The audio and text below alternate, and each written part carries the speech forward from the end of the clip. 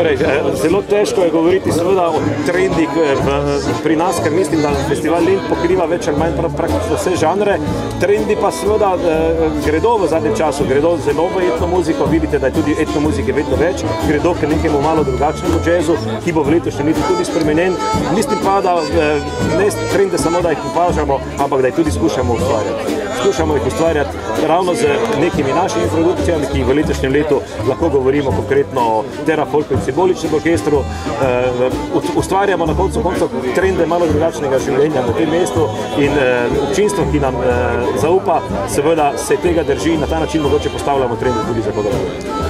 Gospod Rukavina, okoli trenda, to ste mi že enkrat odgovorili, ampak kaj pa trend prehranjevanja, ta promenada, ki se vam vedno očita, dajte še to enkrat povedati v kamero. Ne vem, zakaj in kdo jo očita, torej dejansko je tako, ja, o tem smo se pogovarjala. Kar zadeva promenado in prehrano, mi oddamo stojnice gostincem. Gostinci so tisti, ki seveda po eni strani bodo ponudili nekaj za pojesti in za popit obiskovalcev, po drugi strani pa oni od tega morajo živeti in zaslužiti. In skozi se očitajo neki pleskavice in čevapčiči. Očitno te stvari ljudje v Mariboru jedo, očitno jih radi jedo in zaradi tega jih oni najverjetneje prodajajo.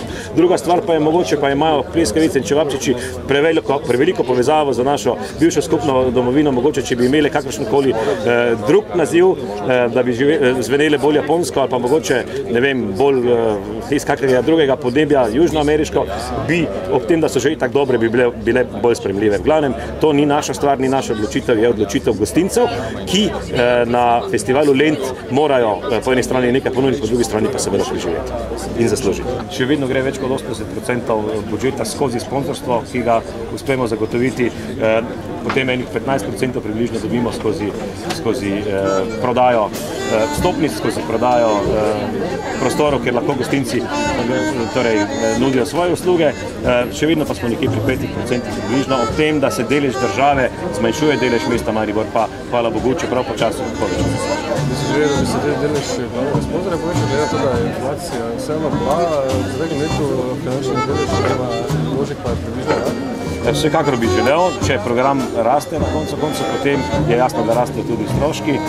Prihajamo počasi proti Evropski prestolnici kulture, ki bo terjala še neprimerno boljše programe, večja sredstva, vsekakor pa gre tukaj za poslovno odločitev. Torej, če bomo imeli dobro dobo, menim, da bomo lahko čisto pa domače povedano tudi boljše.